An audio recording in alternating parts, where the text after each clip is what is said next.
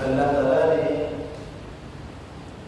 مخلوقات پیدا بھی فرمائی ہیں اور تمام مخلوقات کی فطرت بھی اللہ نے ہی بنائی ہے۔ انسان ہو یا حیوانات ہو، ہر ایک میں اللہ نے فطری خواہشات کو رکھا ہے۔ انسانی فطرت کیا ہے؟ بچے کی پیدائش جب ہوتی ہے تو اس کا فطری تقاضا صرف خوراک ہے کہ بچہ دودھ پیتا ہے اور سو جاتا ہے، پھر وہ تب جاگتا ہے جب اس کو بھوک لگی ہو، دودھ پینا ہو۔ یہ اس کا فطری بناوٹ اس کی یہی ہے۔ جیسے جیسے اس کی پیدائش کے بعد عمر بڑھتی ہے، مہینے بڑھتے ہیں، تو پھر اس کی نیند کم ہو جاتی ہے، کھانے پینے کے ساتھ ساتھ کھیل کود بھی شروع ہو جاتا ہے۔ جبھی تو اسلام نے یہ بتلایا کہ بچہ 5 سال تک صرف کھانے پینے اور کھیل کود کے لیے ہے۔ اس کی فطرت میں اللہ نے یہ بات رکھی ہے۔ یہاں تک کہ 7 سال بچوں کی عمر ہو جائے تو پھر انہیں نماز سکھاؤ، کیونکہ نماز سب سے اہم فریضہ ہے، اس کی ادائیگی ہر مسلمان عاقل بالغ پر فرض ہے، لیکن سکھانے کا مرحلہ 7 سال سے شروع ہوتا ہے، یہاں تک کہ 3 سال تک سکھانے کا مرحلہ ہے۔ جب بچے کی عمر 10 سال کی ہو جائے تو اب حکم یہ ہے کہ اس پر پابندی لگاؤ، سختی کرو، اب اس کی نماز نہ چھوٹے، اب وہ نماز اپنے وقت پر ادا کرے۔ یہاں تک کہ 12 سال، 15 سال، 16 سال، جس عمر میں بھی بچہ یا بچی بالغ ہو جائیں، اس وقت تک یہ مرحلہ چلتا رہے گا کہ اگر نماز میں کوتاہی ہو رہی ہے تو ڈانٹ ڈپٹ بھی کی جائے، سختی بھی کی جائے، پابندی کرائی جائے، لیکن تاکہ بالغ ہونے تک اس کو نماز کی عادت پڑ جائے، اس کو حکم پورا کرنے کی عادت پڑ جائے، اس لیے کہ بالغ ہوتے ہی اب نام اعمال شروع ہو جاتا ہے۔ اب اس میں جو ہے فرائض کو پورا نہ کریں تو پھر وہ لکھا جائے گا، گناہ ہوگا تو وہ بھی لکھا جائے گا، لیکن بالغ ہونے تک نام اعمال نہیں ہوتا بچوں کا۔ اب بلوغت کی جو عمر ہے یہ مختلف ہے۔ آج کل کے زمانے کے اعتبار سے اگر ہم دیکھیں تو ہمارے یہاں 11-12 سال کے بچے بڑے سمجھدار ہو جاتے ہیں، اور ایسی مثالیں موجود ہیں 12-12 سال، 13 سال میں بچے جوان ہو رہے ہیں، بالغ ہو رہے ہیں، اور بعض لوگوں کے اندر یہ عادت ہوتی ہے کہ ان کی دیر سے بلوغت ہوتی ہے بچوں میں، تو 15-16 سال بھی ہو جاتے ہیں۔ تو شریعت نے اس کو قید نہیں کیا ہے وقت کے ساتھ، سال کے ساتھ، بلکہ یہ کہا کہ اس کے اندر علامات دیکھی جائے، یہ بڑوں والی علامات بچے بچی میں آ گئے تو اب وہ بالغ شمار ہوں گے، لہذا اس وقت تک احکامات کی پابندی کرانا یہ ماں باپ کی ذمہ داری ہے تاکہ اس کی عادت پختہ ہو جائے۔ اب بالغ ہونے کے بعد جو فطری خواہش ہے اس کو کہتے ہیں جنسی خواہش، جنسی خواہش۔ قرآن پاک میں اللہ تعالیٰ نے اس بات کو یوں ذکر فرمایا، والذین هم لفروجهم حافظون الا علی ازواجهم او ما ملکت ایمانهم فانهم غیر ملومین۔ فرمایا کہ جب بچہ اور بچی بالغ ہو جائیں گے تو اب ان کے کامیاب ہونے کے لیے صفات ہونی ضروری ہے، اور کامیابی کی صفات میں ایک صفت یہ ہے کہ وہ اپنی شرمگاہوں کی حفاظت کرنے والے ہوں، شرمگاہوں کی حفاظت کرنے والے۔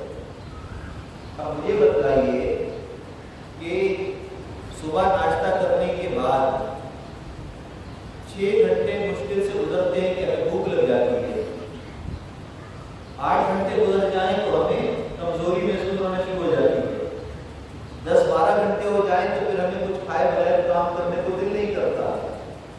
کیوں؟ اس لیے کہ فطری تقاضا یہی ہے کہ ہم اس بات کے عادی ہیں کہ 6-8 گھنٹے بعد کچھ نہ کچھ کھا لے۔ اب جس کو بھوک لگی ہے اس کو کھانا نہ دیا جائے اس کی کیا حالت ہوگی؟ اس کی بھوک کی شدت بڑھے گی اور اس کی بدن کی قوت کم ہو جائے گی، یہاں تک کہ وہ ہلاکت کی طرف چلا جائے گا جتنا اس کو بھوکا رکھا جائے گا۔ یہی وجہ ہے کہ بعض لوگ اپنے مطالبات پورے کرانے کے لیے بھوک ہڑتال کرتے ہیں، اس لیے کہ ان کو پتہ ہے کہ انسانوں کا معاشرہ ہے، بھوک ہر ایک کے ساتھ لگی ہوئی ہے۔ جب ہم بھوک ہڑتال پر جائیں گے تو ہماری جان ہلاکت میں جائے گی، تو ممکن ہے کہ ان کو احساس ہو جائے اور یہ ہمارے مطالبات کو پورا کر دیں۔ تو ایک معاشرے کے اندر یہ بھی احتجاج کا طریقہ رائج ہے کہ بھوک ہڑتال کی جاتی ہے۔ تو بتانے کا مقصد صرف یہ ہے کہ بھوک لگی ہو تو کھانا ضروری چاہیے، پیاس لگی ہو تو پانی ضرور چاہیے۔ بھوک اور پیاس کے وقت میں کھانا اور پینا نہیں ملے گا تو بدن بھی خراب ہوگا اور فطرت کے خلاف جانے کی وجہ سے اس میں نقصان بھی پیدا ہو جائے گا۔ اسی طریقے سے اللہ تعالیٰ نے بالغ ہوتے ہی نوجوان لڑکے اور لڑکی میں ایک فطرت رکھی ہے، جنسی خواہش وہ اس میں پیدا ہو جاتی ہے، اور ذرائع بھی ہیں اس کے ابھارنے والے۔ اسی وجہ سے قرآن پاک نے مردوں کو حکم دیا کہ اپنی نظروں کی حفاظت کرو۔ عورت کے اندر فطری طور پر ہی اللہ نے حیا زیادہ رکھی ہے، اس لیے کہ حیا جب زیادہ ہوتی ہے تو پھر انسان نظروں کی حفاظت خود بخود کرتا ہے۔ اور مرد میں چونکہ باہر اس کے کام کاج ہے، بازار جانا ہے، باہر کے ماحول کے اندر اس کو جانا ہوتا ہے، اور اس ماحول کے اندر بہت ساری چیزیں اور شیطانی حملے زیادہ ہوتے ہیں، تو مرد کے اندر یہ چیز ذرا کم ہو جاتی ہے، حجاب کم ہو جاتا ہے۔ اسی لیے تاکید یہ فرمائی کہ نظر کی حفاظت کرو، کہ نظر اگر اپنی محفوظ کرو گے تو خود بخود حیا باقی بھی رہے گی، اور جو خواہشات ہیں وہ غلط طریقے کی طرف نہیں جائے گی، غلط رخ پر نہیں جائے گی، ابھرے بھی نہیں۔ اب ایک بندے کو بھوک لگی ہو، اس کے سامنے بریانی کی دیگ رکھی ہو، تو نماز بھی اس کی پوری نہیں ہوتی، اس کا کام بھی پورا نہیں ہوتا، دھیان نہیں جاتا۔ بھائی کام دھیان سے کرو، ارے بھائی خوشبو آ رہی ہے، اب جو ہے بھوک لگی ہے اور بریانی کی خوشبو آ رہی ہے، تو جب خوشبو آ رہی ہوتی ہے تو پھر خود بخود کام سے دھیان ہٹ جاتا ہے۔ پیاس شدت کی لگی ہو، سامنے روزہ ہے، پانی ہے، ٹھنڈا مشروب ہے، اور پیاس بھی شدت کی لگی ہے، تو کام پہ دھیان کم ہوگا، اس کی طرف دھیان زیادہ ہوگا۔ اب ہمارے معاشرے کے اندر اللہ تعالیٰ نے جو طریقہ ہمیں عطا فرمایا وہ ہے دین اسلام، اور اسلام نے ہمیں وہ احکامات عطا فرمائے جو ہمارے فطرت کے عین مطابق ہیں۔ جہاں جہاں ہم اس فطرت سے ہٹتے ہیں تو ان احکامات کی ادائیگی نہیں کرتے ہیں تو مسائل پیدا ہو جاتے ہیں۔ اللہ تعالیٰ نے دین اسلام سے قبل جو عورتوں کے ساتھ، بچیوں کے ساتھ جو معاملات دنیا میں ہو رہے تھے اس کے بالکل برخلاف احکامات عطا فرمائے، اور وہ کیا تھی؟ کیا مشرکین عرب لڑکی کی پیدائش کو معیوب سمجھتے تھے، یہاں تک کہ زندہ بچیوں کو درگور کر دیا کرتے۔ اور ایک صحابی کا واقعہ ہے جس مبارکہ میں مسلمان ہوئے اور آ کر آپ سے عرض کیا کہ مجھ سے بہت بڑا گناہ ہوا ہے۔ بہرحال کس سے مختصر انہوں نے جب اپنا گناہ بیان کیا تو وہ فرمانے لگے کہ میں اپنے قبیلے کا سردار ہوں، اور ہمارے قبیلے میں جو بھی بچی پیدا ہوتی تھی وہ اس کو میں قبر میں ڈالتا تھا، زندہ درگور میں کیا کرتا تھا، تو 70 سے زائد بچیوں کو زندہ میں نے درگور کیا ہے، اتنا بڑا گناہ۔ اس لیے کہ قرآن پاک میں اللہ تعالیٰ نے فرمایا وَإِذَا الْمَوْءُودَةُ سُئِلَتْ، کہ سوال کیا جائے گا جس کو تم نے زندہ درگور کیا ہے، جن کو تم نے دفنایا ہے، ان کی حق تلفیاں کی ہیں، تم نے جانیں لی ہیں، اس کے بارے میں سوال کیا جائے گا۔ آج کل کے معاشرے کے اندر بھی عمل ہو رہا ہے، لیکن طریقہ کار بدل گیا۔ پہلے زمانے میں قبر کھود کر دفنایا کرتے تھے، اب جو ہے پیٹ کے اندر ہی قبر بنا دی جاتی ہے، اب جو ہے اس کے اندر رکاوٹ پیدا کر کر ہی اس عمل سے دور چلے جاتے ہیں، اس عمل کو روک دیا جاتا ہے دواؤں کے ذریعے، مختلف طریقے اختیار کر کے۔ تو یاد رکھیے کہ کوئی بھی طریقے اختیار کر لیں، فطرت کے خلاف جب چلیں گے تو اس کا فائدہ نہیں نقصان ہوگا، اور فطرت کے خلاف چلیں گے تو نقصان اگر ہوگا، اللہ کا حکم ٹوٹے گا، تو یاد رکھیے کہ وہ نافرمانی ہے، اس کی جواب دہی بھی ہوگی۔ تو اسلام سے پہلے عورت کے جو اللہ اللہ نے مقام دنیا میں تھا اس کو بدل دیا، اور کیا فرمایا نبی کریم صلی اللہ علیہ وسلم نے فرمایا جس کی 2 بیٹیاں ہوں اور وہ ان کی پرورش کرے، ان کو پال پوس کر بڑا کرے، ان کو تعلیم دے اور پھر ان کی صحیح جگہ ان کا نکاح کر دے، یعنی کہ ان کی پیدائش سے لے کر شادی تک سارے معاملات، تعلیم بھی، تعلق بھی، تربیت بھی، سب پر دھیان بھی دے اور پھر ان کی شادی کے فرائض بھی ادا کر دے، اللہ کے محبوب صلی اللہ علیہ وسلم نے فرمایا جنت میں وہ میرے ساتھ ایسے ہوگا جیسے 2 انگلیاں آپس میں ملی ہوئی ہیں۔ کتنا بڑا انعام مل رہا ہے۔ انعام جب بڑا ہوتا ہے تو بندہ ہر کام کرنے کے لیے تیار ہو جاتا ہے۔ اگر کسی کو یوں کہا جائے کہ یہ دوا بہت کڑوی ہے اور اتنی کڑوی ہے کہ ممکن ہے کہ اس کے پینے کی وجہ سے تم مر جاؤ یا تمہارا گلا خراب ہو جائے یا پیٹ خراب ہو جائے، لیکن اس دوا کے پینے پر تمہیں 1 کروڑ روپے ملیں گے، 1 کروڑ روپے ملیں گے، تو وہ جو ہے چاہے موت بھی اس کو نظر آ رہی ہے، وہ کہتا ہے کہ 1 کروڑ ملیں گے، اگر میں مر بھی گیا تو کم از کم میرے گھر والوں کے ہی کام آ جائے گی۔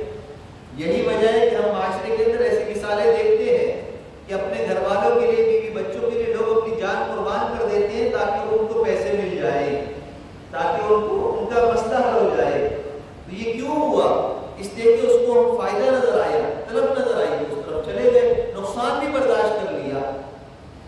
اللہ کے محبوب صلی اللہ علیہ وسلم نے اتنا بڑا انعام بیان فرمایا اس نقصان کے مقابلے میں کہ تمہیں بچی کو زندہ رکھنے پر عار محسوس ہوتا ہے، تمہیں عیب محسوس ہوتی ہے یہ بات کہ تم سمجھتے ہو کہ یہ دوسرے کے نکاح میں جائے گی تو ہماری بے عزتی ہوگی، تو ایسا نہیں ہے۔ دوسرے کے نکاح کے لیے تم اس کو تیار کر کر اپنے گھر سے بھیجو گے تو انعام بھی اتنا بڑا ملے گا کہ قیامت کے دن میرے ساتھ جنت میں ہوگے، انعام بھی بڑا ملے گا۔ تو ہمیں انعام کو بھی سامنے رکھنا ہے، لیکن جو مفسدات ہیں، جو اس کی خرابیاں ہیں، ان پر عمل نہ کرنے کی، ان کو بھی ہم نے سامنے رکھنا ہے۔ اہل کتاب میں، عیسائیت میں رہبانیت ہے، اور رہبانیت یہ اللہ کی طرف سے نہیں ہے، یہ عیسائیوں نے خود اختیار کی ہے۔ اور رہبانیت کا مطلب یہ ہے کہ اگر تم اللہ کا قرب چاہتی ہو تو تنہا ہو جاؤ، شادی نہ کرو، کاروبار نہ کرو، بلکہ کلیسا میں ان کی جو عبادت گاہ ہے اس میں آ کر بیٹھ جاؤ اور وہاں اپنے آپ کو رجسٹر کر دو، وہاں اپنے آپ کو وقف کر دو، اب سارے معاملات کو چھوڑ دو، بس وہاں آ کر تم بیٹھ جاؤ، عبادت کرو تو تمہیں اللہ کا قرب مل جائے گا۔ اس کو رہبانیت کہتے ہیں۔ حالانکہ اسلام میں رہبانیت یہ نہیں ہے، اسلام میں رہبانیت تو جہاد ہے، اسلام میں رہبانیت تو علم حاصل کرنا ہے، اسلام میں رہبانیت تو دین پر عمل کرنا ہے۔ اصل تو سیاحت جہاد ہے، علم ہے، دین پر عمل کرنا، یہ رہبانیت ہے کہ اس سے اللہ کا قرب حاصل ہوتا ہے، اس سے اللہ کا قرب حاصل ہوتا ہے۔ تو عیسائیت میں رہبانیت ہے، اور رہبانیت ان کے دماغ میں کیا بات آئی، شیطان نے کیا بات ڈالی کہ تم جدا ہو کر بیٹھو گے، شادی نہیں کرو گے۔ اب شادی نہ کرنا کیا مطلب ہے؟ فطرت کے خلاف چلنا، فطرت کے خلاف چلنا۔ اب ایک نوجوان ہے، مرد ہے، عورت ہے، اس کے اندر اللہ نے جنسی خواہش رکھی ہے بھوک اور پیاس کی طرح۔ یہ مثالیں میں نے اس لیے دی تھی تاکہ ہمیں یہ بات سمجھ میں آ جائے۔ جیسے بھوک کے وقت کھانے کی شدت ہوتی ہے، پیاس کے وقت پانی کی طلب ہوتی ہے، اسی طرح جب جنسی خواہش پیدا ہوتی ہے تو مرد کو عورت کی اور عورت کو مرد کی طلب ہوتی ہے، اور جب یہ طلب ہوگی اور وہ ہم پوری نہیں کریں گے تو کیا اس کا نقصان ہوگا کہ وہ پھر 2 ہی باتیں ہیں، یا تو ہم اس طلب کو توڑیں گے، ختم کریں گے کہ ہمارے اندر سے وہ طلب ہی ختم ہو جائے، ہم نامرد ہو جائیں، عورت اپنے اندر جنسی خواہش کو ختم کر دے۔ ایک طریقہ تو یہ ہے، اور یہ بھی جائز نہیں ہے، فطرت کے خلاف، اللہ کے حکم کے خلاف ہے۔ اور دوسرا یہ ہے کہ ہم پھر جنسی خواہش کو پورا کرنے کے لیے نکاح نہیں ہم کریں گے تو پھر ہم زنا کی طرف جائیں گے، غلط راستے کی طرف جائیں گے۔ تو دونوں صورتوں کے اندر ہمارے لیے نقصان ہی نقصان ہے۔ تو رہبانیت میں کیا ہوا، عیسائیوں نے کیا کیا کہ نیک بننے کا فارمولہ یہ پیش کیا کہ اکیلے ہو جاؤ، مرد بھی عورت بھی۔ اب جو ہے انسان کو کسی چیز کی خواہش ہو اور وہ بہت زیادہ ابھر رہی ہو اور پھر وہ اس کو قابو کرے تو اس پر انعام بھی اس کو زیادہ ملتا ہے، اس کو اس کا بدلہ بھی بڑا ملتا ہے۔ یہی وجہ ہے کہ رمضان المبارک میں روزہ رکھنے کا حکم آیا۔ کس کے لیے رکھا جاتا ہے؟ اللہ کے لیے رکھا جاتا ہے۔ اور روزے میں بھوک بھی لگ رہی ہے، پیاس بھی لگ رہی ہے، خواہش بھی جائز ہے، لیکن تمام جائز چیزوں سے اور اپنی ضروریات سے انسان کے آپ کو روکتا ہے۔ تو اللہ کیا فرما رہے ہیں؟ فرما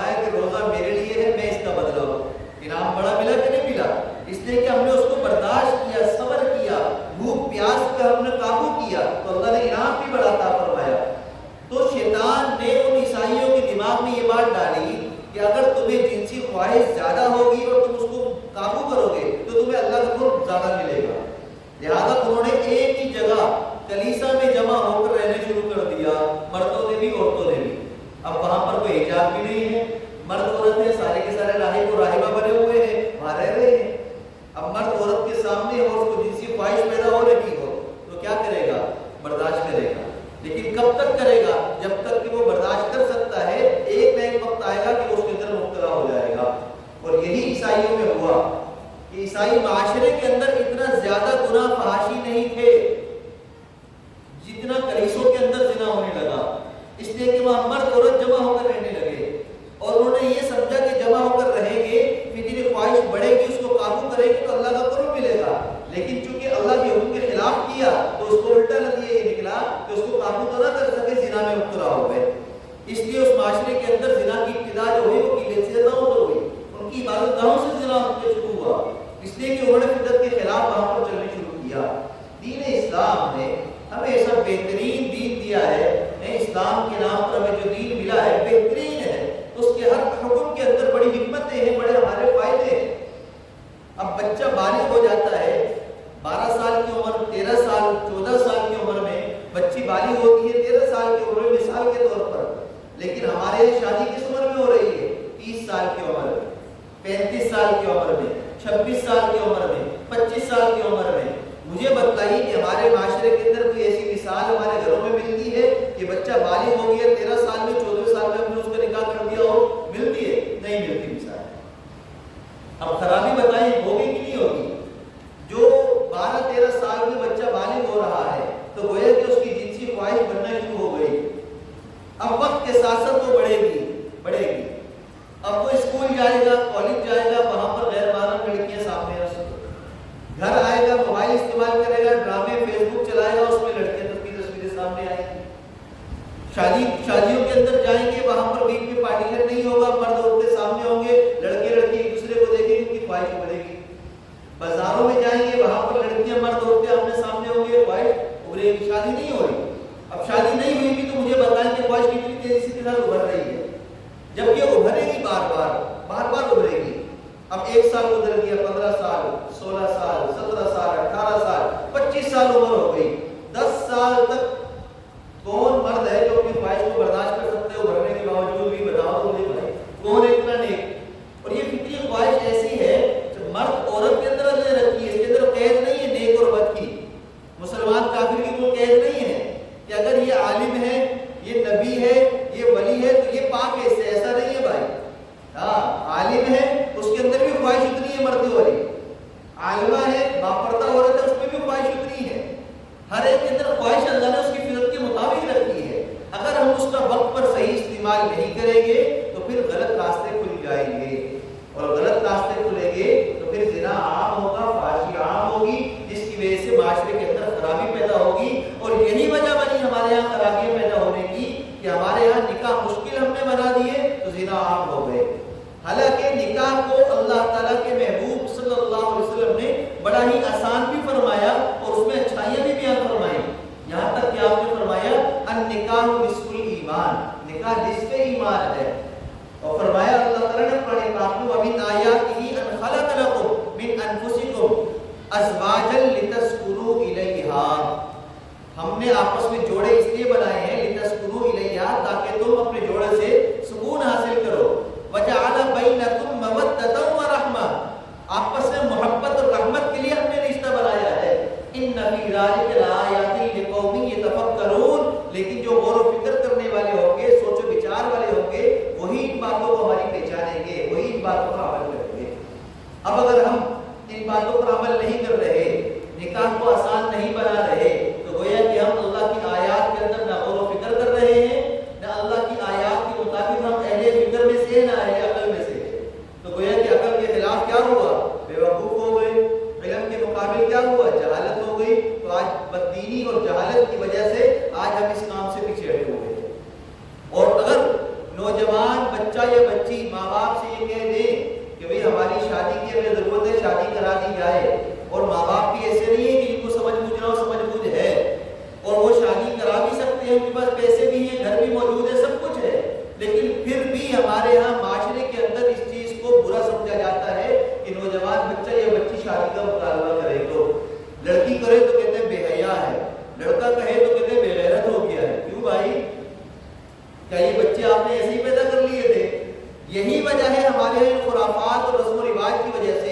نکاح کو مشکل بنانے کی وجہ سے آج ہمارے معاشرے کے اندر ہی پل کر پیدا ہو کر بڑی ہونے والی ملالہ یوسفزئی وہ یہ کہتی ہے کہ بھئی نکاح کی کیا ضرورت ہے، بس پارٹنرشپ کے ساتھ زندگی میں گزارنی چاہیے، نکاح کی ضرورت ہی نہیں ہے۔ اسی معاشرے میں رہ کر یہیں کے لوگوں کے وجود سے جس کا جنم ہوا وہ آج غیر ماحول کے معاشرے میں جا کر ایسی باتیں کر رہی ہے، تو اس کی وجہ یہی ہے کہ ہم نے اپنے معاشرے کے اندر اپنے ماحول کے اندر خرابی ہم نے پیدا کی ہے۔ تو بچیوں کا شادی کا مطالبہ ناجائز نہیں ہوتا، بچوں کا شادی کا مطالبہ ناجائز نہیں ہوتا، بالکل ایسا ہی ہے جیسے بچے کو بھوک لگی ہے اور وہ والدین سے کہے کہ مجھے کھانا دے دو، بھوک لگی ہے، تو آپ کھانا مانگنے پر کیا بچے کو مارتے ہیں؟ پانی مانگنے پر کیا مارتے ہیں؟ نہیں، آپ کہتے ہیں واقعی میں اس کو 4 گھنٹے 6 گھنٹے ہو گئے کھانا نہیں کھایا تو بھوک لگی ہوگی، جلدی سے اس کو کھانا دے دو۔ ماں باپ خود پر برداشت کرتے ہیں بھوک کو، خود پر پیاس کو برداشت کرتے ہیں، لیکن اپنی بچوں کی بھوک پیاس کو پورا کرتے ہیں۔ بالکل اسی طریقے سے آج ماں باپ کو یہ بات سوچنی ہے کہ بچہ ہمارا بالغ ہو کے 5 سال گزر گئے، 10 سال گزر گئے، 6 سال گزر گئے، 3 سال گزر گئے، اور وہ باہر اسکول کالج یونیورسٹی میں جا رہا ہے جہاں پر غیر محرم لڑکیاں ہیں، لڑکیوں کے لیے غیر محرم لڑکے ہیں، اپنے کزن گھر میں آ رہے ہیں، بچے بھی بچیاں بھی مل رہے ہیں آپس میں، تو مجھے بتاؤ کہ ان کی جنسی خواہش بڑھ رہی ہے یا کم ہو رہی ہے؟ بڑھ رہی ہے، بڑھ رہی ہے۔ لہٰذا اس بڑھتی ہوئی چیز کو اگر ہم تھامنا چاہتے ہیں، اس کے خرابیوں سے ہم بچنا چاہتے ہیں، تو ہم نکاح کو عام کریں۔ درخواست یہ ہے کہ ہم ان باتوں کو سمجھیں بھی اور اپنے گھر والوں کو سمجھائیں بھی، اور اس بیان کو ہم بار بار سنائیں، آگے تک پھیلائیں، تاکہ ہمارے معاشرے سے یہ خرابی ختم ہو جائے۔ اور یاد رکھیے نبی کریم صلی اللہ علیہ وسلم نے حضرت علی کرم اللہ وجہہ کو وصیت فرمائی، اور وصیت میں 5 چیزیں بیان فرمائی۔ فرمایا کہ نماز کو فوت ہونے سے پہلے، قضا ہونے سے پہلے ادا کر لیا کرو، اور فرمایا کہ موت سے پہلے توبہ کر لیا کرو، اور اگر کسی کا انتقال ہو جائے تو کفن دفن میں جلدی کرو۔ فرمایا کہ جب کسی سے تم قرض لو تو اس قرض کو ادا کرنے میں جلدی کرو، اور 5ویں چیز جب بیٹا یا بیٹی تمہارے بالغ ہو جائے تو ان کی شادی کرنے میں جلدی کرو۔ کون وصیت کر رہے ہیں؟ نبی کریم صلی اللہ علیہ وسلم وصیت فرما رہے ہیں، آپ کی زبان مبارک سے وصیت نکلی ہے۔ آج ہمارے کسی بڑے کا انتقال ہو جاتا ہے، ان کے کاغذوں میں ایک وصیت نامہ نکلتا ہے، اب جس کے اندر چاہے غیر شرعی وصیت کیوں نہ ہو، لیکن ہم کیا کہتے ہیں؟ بھائی ہمارے ابا کی وصیت ہے، کریں گے تو ہم ایسے ہی کریں گے جس ابا نے کہا، تاکہ ان کی روح کو سب سکون پہنچے، قبر میں ان کو سکون پہنچے، ہم ان کی وصیت کو پورا کریں گے۔ اپنے بڑوں کی وصیت پوری کرنے کے لیے ہم کھڑے ہو جاتے ہیں۔ اللہ کے محبوب صلی اللہ علیہ وسلم نے وصیت فرمائی، تو آج اس پر ہم کھڑے ہونے کے لیے کیوں تیار نہیں ہو رہے ہیں؟ اس لیے کہ ہماری انائیں جو ہے، ہمارے اندر جو بڑائی ہے وہ ہمارے لیے رکاوٹ بنی ہوئی ہے، ہمارے خاندان ہمارے لیے رکاوٹ بنے ہوئے ہیں، ہمارے ماحول معاشرے کے اندر رسم و رواج رکاوٹ بنے ہوئے ہیں، شادی بیاہ کی رسمیں ہمارے لیے رکاوٹ بنی ہوئی ہیں، ہماری ناک کے مسائل